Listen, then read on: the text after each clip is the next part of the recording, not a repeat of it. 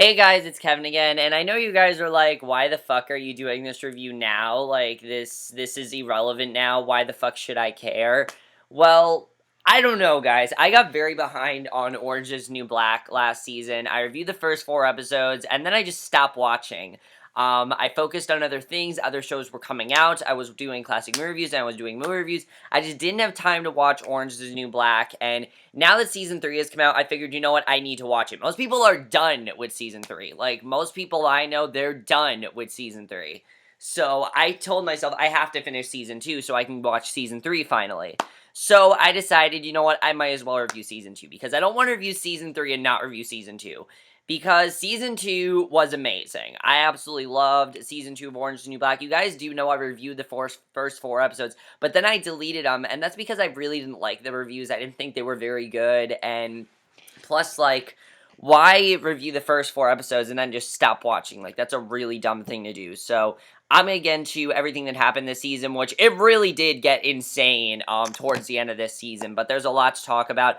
I really want to talk about, I think, probably the best part of this season, which has to be the character of V. Now, let me say something that Season 2 did. First of all, Season 2 was 10 times better than Season 1. I'm going to say that right now. Season 2 was so much better than Season 1, and there are various reasons why. First of all, the character of V. Something I loved about her character is that Season 1 we had, of course, Pensatucky, Tiffany, whatever you want to call her, as the villain. The thing with her was that she was a very, like, cartoonish villain, but V was never like that. V will manipulate you, V will do whatever she can to bring you down, and you should not mess with V.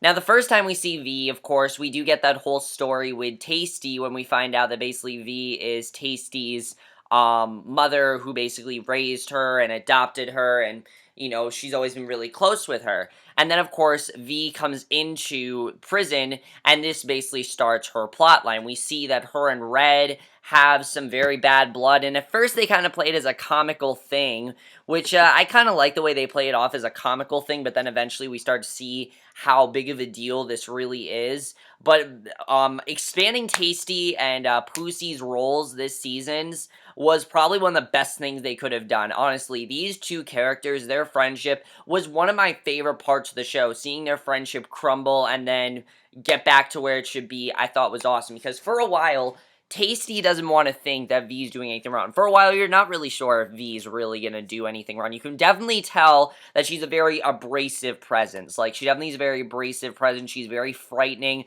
I mean, you look at the woman, she's very frightening. She's very intimidating. And basically, if she's not on your side, she'll do whatever she can to bring you down. And it all starts with Red. You know, she has this whole feud with Red, basically. It all starts with, like, kitchen spices and things like that when Red basically kind of goes out of business. You know, she stops working as the woman who makes the food. They hire this girl, Gloria. Red goes to this greenhouse, and she's really pissed because V was basically the source of this happening, and she's really pissed off that V did this to her, but they kind of played it as this comical thing, which I thought was really interesting. However, this starts to get much more dramatic when we start to go into Red's flashbacks, which I thought it was really well done to see how V mistreated Red, because you'd think that they'd try to make us care more for V, you'd think they'd try to maybe layer her character more, but no, we see that V, she is a cold-hearted, devil. She really is like the devil, basically. She doesn't have a soul.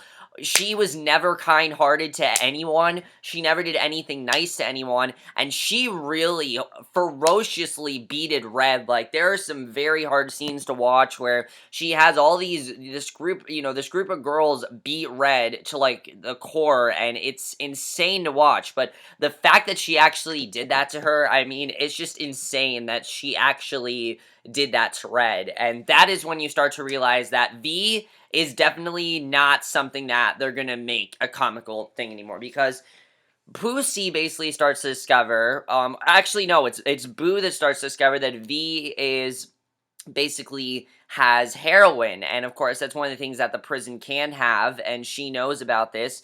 So I like how Boo played it out. She basically tried to get on V's side and told her, look, I'm not gonna rat you out if you work with me for, like, I think she said something like 400K or something like that, like a lot of money.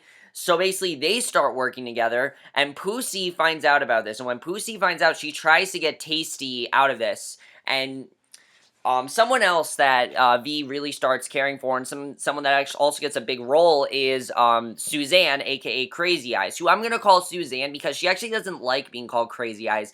We find out in this amazing episode this season that she really doesn't like being called Crazy Eyes, and that she never really was respected by anyone. And V is really the first person that truly did respect her, so she definitely has a connection with her. And a lot of people have said that they don't like how V basically made these characters have storylines. That's not how I felt. I felt like these characters followed V because she was really the only person that understood them and someone that actually cared about them, and that's really why they followed her. So Pussy tries to convince Tasty to basically stop working with V, and Tasty just thinks that Pussy is jealous because, as we know, Pussy has a crush on Tasty.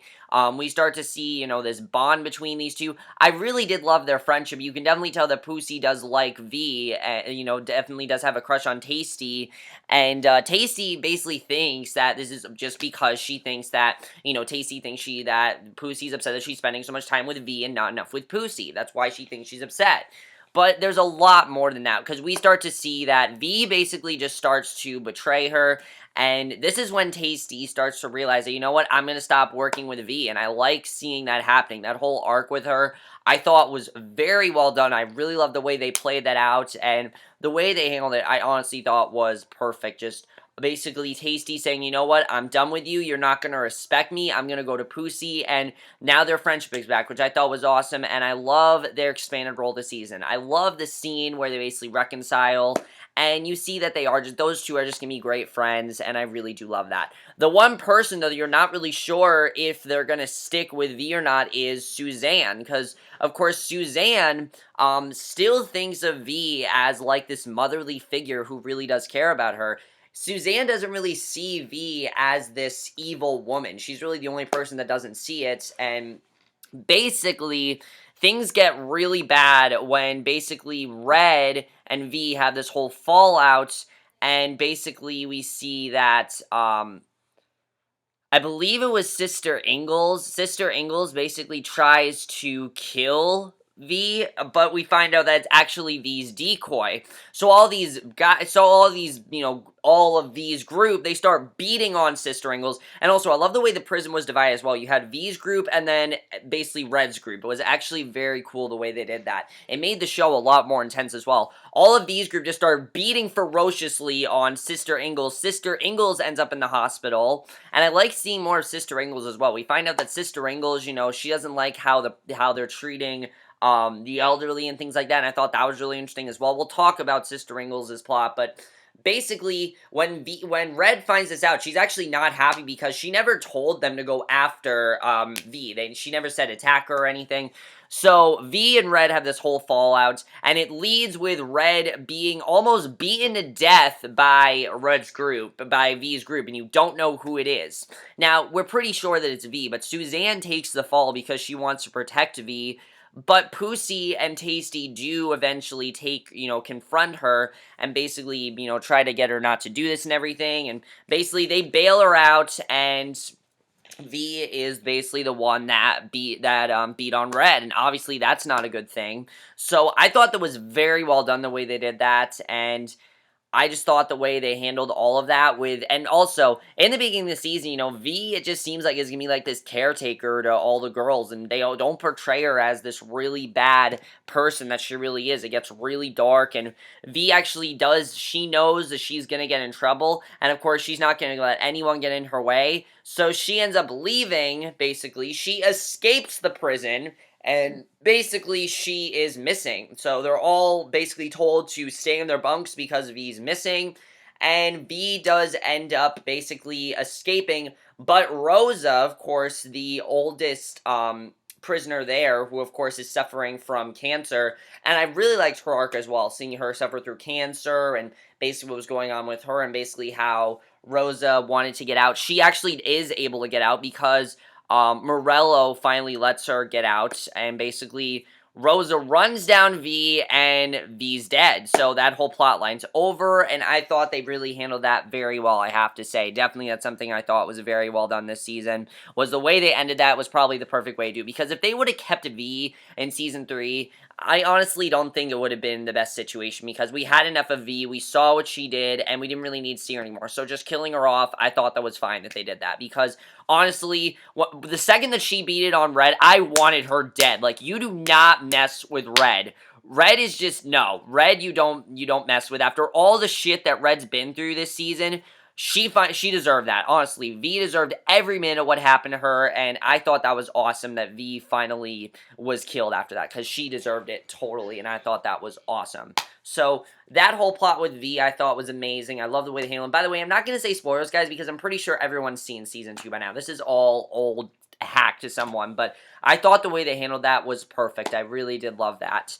All the characters this season, though, they all are expanded more, especially Piper. Piper, I think, also had a lot more. I will say Piper was involved in my least favorite episode of the season, which would have to be the premiere episode called Thirsty Bird, where we only focus on Piper, because as we know, Piper did attack Pennsatucky, and basically because of her attacking Pennsatucky, she is in solitary confinement and then shipped to this other prison. And the problem is that these guys are not, that the people in this prison are not at all like the women we see in Litchfield. These women are very, they're very serious. They're not very fun. They don't really have personality. And it was kind of boring at times when we saw that. It really didn't pick up till we finally saw Alex. And we see that Alex is there as well. But then Piper realizes that Alex is getting out of prison. We don't know why she's getting out there. We find out a lot more about Alex and Piper's relationship this season as well, because basically Alex had this woman that was basically the kingpin of her drug, basically, company and everything. And basically Alex is now free. So I thought that was really interesting that we saw that. And the way they developed Piper this season I thought was very well done, because the whole season Piper's trying to find her home and is trying to figure out what home really is, because Larry, of course, has basically left her. She's done with Larry. Larry, we do see, does get stuff to do. I will admit, I did feel that sometimes Larry's plot was kind of unnecessary. We didn't really need to see Larry develop this romance with Polly. I feel like the only time we need to see Larry was the furlough episode.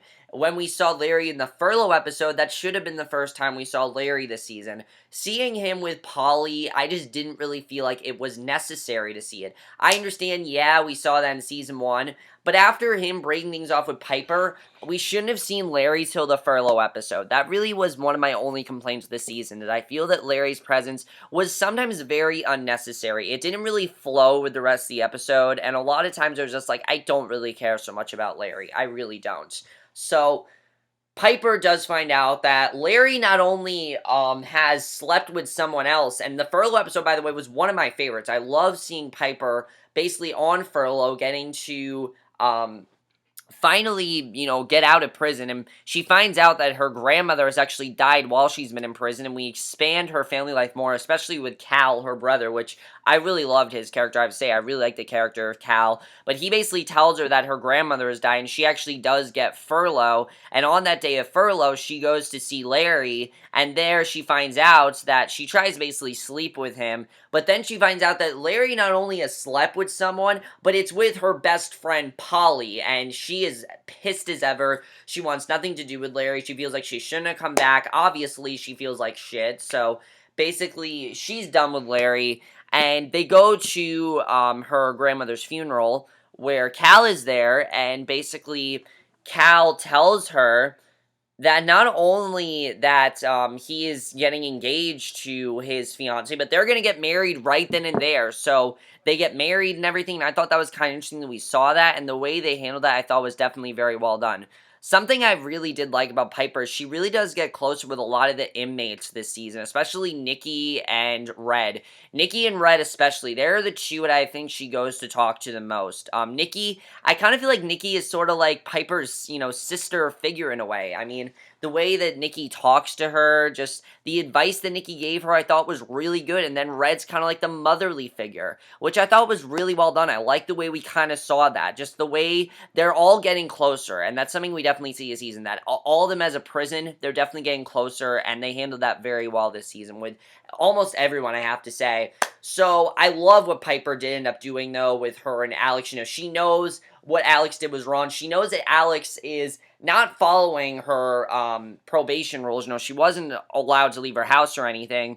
So basically, when she realizes that Alex is coming to visit her, she makes sure that Alex is taken back to prison, and basically Alex is going back to prison now. So basically season 3, Alex is going back to prison, and that's going to be very interesting to see what happens there, because I think that whole storyline is going to be very interesting, definitely. So I really enjoyed that for the most part. Another one of my favorite storylines this season has to do with Caputo and Fig. Oh my god, I loved this storyline. Because the thing I loved about Fig is, of course, we know that Fig did all those embezzlement things, and that Fig did some really illegal shit, and she shouldn't be in charge of the prison. So basically Caputo is forced to basically make his prison a lot harsher, and what Fig was pressuring him to do, one of my favorite storylines by far, is Fig wanting Caputo to basically toughen up, and this really makes a lot of pressure for Bennett, because of course Bennett wants to tell Caputo that he is the father of Daya's child, but basically Mendez, Porn Stash, ends up coming back into the picture, and basically when Mendez comes back into the picture, basically Daya makes it seem like Mendez, raped her, and basically when he raped her, she makes it seem like they had sex, and that's how she got pregnant. But of course, we know that Bennett is the father, and he wants to tell Caputo, but Caputo basically thinks that Mendez did it, so Mendez is arrested, and seeing Mendez back for that 2 episodes, it was really awesome. I mean, he was hilarious. It was great to see him back, but this really puts a lot of pressure on Bennett. Bennett goes as far as destroying someone's bunk just to toughen up. It is insane to watch, and I think that Bennett, like whoever plays Bennett, amazing acting job in that scene. He was amazing there.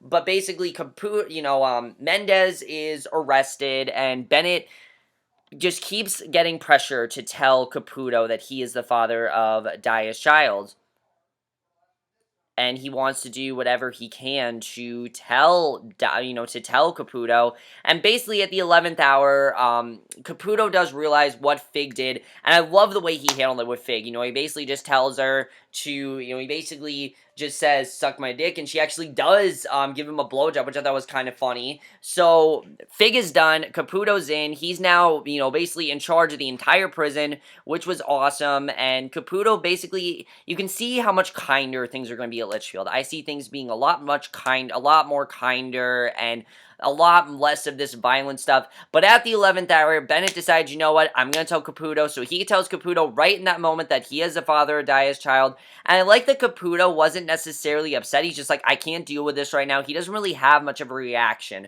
because Bennett didn't really do anything wrong, because he tells her, do you really love this woman? Because here's the thing, Bennett and Daya, he didn't rape Daya. Daya wanted to be with him, and then they had sex. That's basically what happened between them. That's why they had sex, and Bennett felt like he did something wrong, but I like that Caputo told him, look, you did nothing wrong. You love her, and if you love her, then that's all that matters. And I thought that was really good that Caputo said that, because I've always really liked the relationship, Bennett and Daya. I think they're really good together, and I like that finally Bennett has faced that. He's crossed that bridge in his life, and now he can move on and basically be a father for Daya's child, which I'm definitely looking forward to seeing how that plays out in Season 3. That's going to be awesome, because I did hear she has her baby finally in Season 3, which I am looking forward to.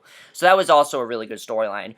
Also, we really also expand Pensatucky's role this season. Pensatucky, of course, in Season 1 was a villain, but here they try to make her a lot more vulnerable, which I actually really do like, because obviously, after Piper attacked her, she really doesn't know what else to do with her life, and she starts to actually get very close with Healy, and I like that we got more with Healy as well, because Healy actually ends up being like a mentor towards her. He starts to tell her, to not be as worried as she is, and basically he starts this thing called Safe Place, which is a place for just anyone to talk about their problems, and a lot of people don't like it, but Pensatucky really does like it. She enjoys it, and you really see how close these two have gotten. And there's that great moment in the season finale where basically she cuts off all her hair just so she can basically just move on and start over. And everyone's making fun of her as well, but she's dealing with it, and she tells Healy that he really is the first person that truly does care about her, and it's a really sweet moment.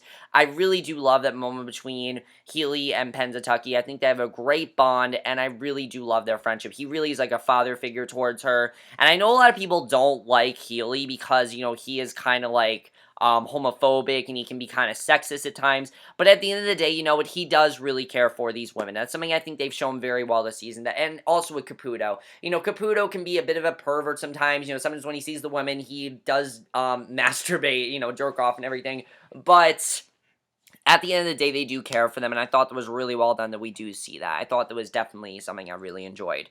Um, I also loved the whole feud between Boo and Nicky, basically with them wanting to have sex with Brooke. I thought that was really funny that we saw that, because basically Brooke is this new inmate, and I really like the introduction of Brooke, because at first I didn't really like what they did with Brooke. At first it just seemed like she was there to have sex with Brooke or Nicky, but then we find out that she actually does have a purpose, because Sister Ingalls really starts to dislike how the elderly are being treated, and basically Brooke gets really sick and tired of just the environment and everything, of how everyone's being treated and how everyone's being mistreated and everything. So she starts this hunger strike, and it doesn't end up going well at all. Nobody follows it. It was really funny to watch, but just seeing her go through all that, I thought was definitely very funny. I definitely love seeing Brooke start that hunger strike, and she did that, and it was definitely very funny to watch. I really enjoyed seeing that. So Brooke was a character I also really enjoyed this season. And then the only other character I guess I really want to talk about is Morello. Morello, wow, we find out a lot more about Morello in this season, because of course, as we know, we thought all this time that Morello had this guy, Cristopher, who just didn't really love her, and she always wanted to talk to him.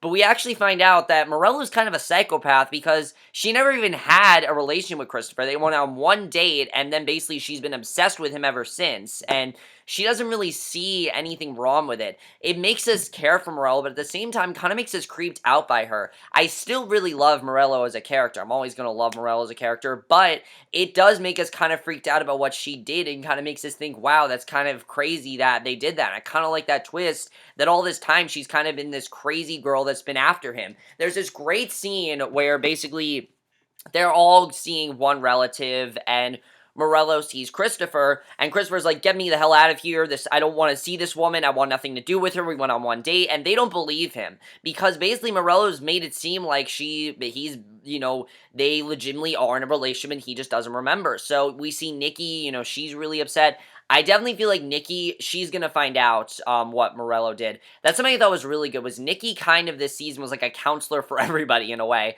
I mean, everyone was going to Nicky to talk, and I thought that was kind of funny the way they just made Nicky like this counselor. I mean, I could just listen to Nicky's motivational speeches, and they'd be hilarious to watch. She's great. Natasha Lyonne just does a great job, and I love Nicky. She's one of my favorite characters by far.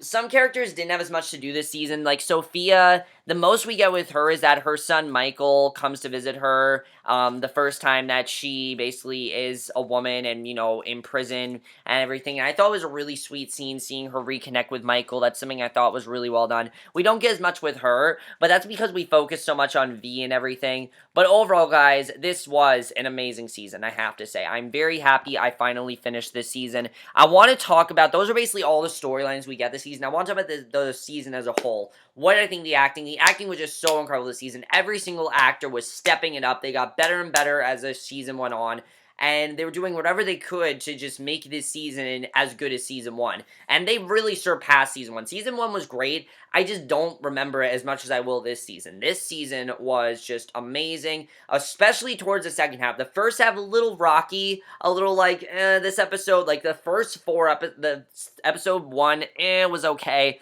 2, 3, and 4 were amazing. After episode 5 was fine. After episode 8, this show got amazing. Like, after episode 8, I was in love. I was loving it. I couldn't wait to watch the next episode, and it was awesome to I finally finished this season. Really, it was. I think the directing as well was great. I really feel like what the creators of the show were thinking is that, you know what, we really have to step it up, because they knew that season 1 they did develop the characters very well, but they even improved on the flashbacks. I think the flashbacks got even more interesting. Some people say the flashbacks are the weakest part of the show, but I think they're honestly one of the best parts of the show, because they help you connect to the characters more. For example, Morello, we wouldn't have known any of that had we not seen Morello's flashback.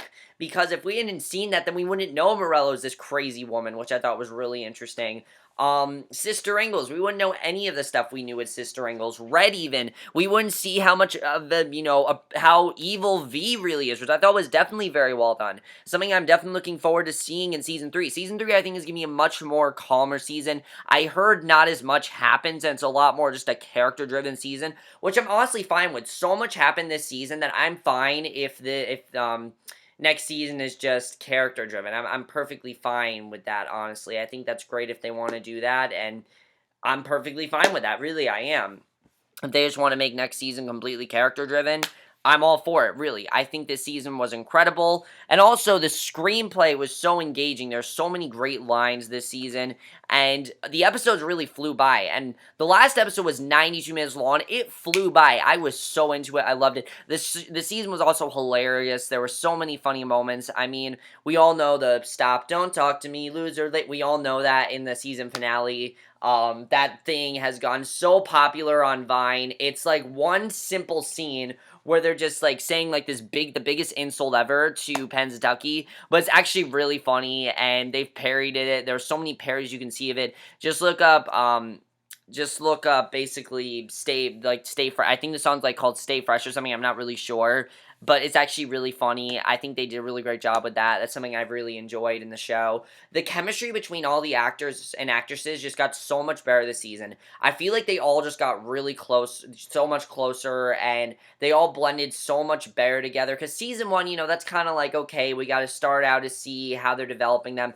But here, finally, and the other thing I like is that there's no plots where you're like, they're holding on to this, they're waiting for, it's not like season 1, like with Fig's plot, where they waited so long with her embezzlement. Finally, that's done. A lot of the plots, Larry's done as well, because basically, Larry and Polly are getting married. I forgot to say this. Larry and Polly are getting married, and Piper doesn't really approve. And I'm pretty sure that whole plot is done, because that ended when Piper wanted, and I'm happy that Larry's role is done, because he was really the only thing that was just scratching my head at, like, why is Larry still on the show? I didn't really see a point in him staying on the show. But other than that, guys, I absolutely loved this season. I think it was an amazing season. Just the storylines as well just got so much more engaging as the season went on, I have to say. I absolutely loved the storylines, and this is a show that can, be as long as it wants. I believe it's the longest show on Netflix, which is perfectly fine for me. I could just watch, I could watch like 2 hours of this show, and I'd be fine with that. We're looking forward to seeing how season 3 is. I did hear season 3 is not as good as season 2, which I can understand. How can you really top this season? It's kind of hard to do. This was really the season that made me love the show even more. And it made me realize this is one of the best shows on TV. It really is. It's one of the best shows on TV. I don't know why I stopped watching it. I should have continued watching it when I stopped, and I stopped when it got really good. Like, when I stopped, that's when the show got amazing, and I was fine with that. So, that's basically my review. Hope you guys enjoyed. Let me know what you guys saw this season you have seen. How is season 3? I'd love to know what's going on there. What did you think of all the arcs this season? And we'll see you guys in the next video, which will be my review for tonight's episode of Big Brother 16. Not Big Brother 16. Big Brother 17. And I will see you guys for that. Okay, bye.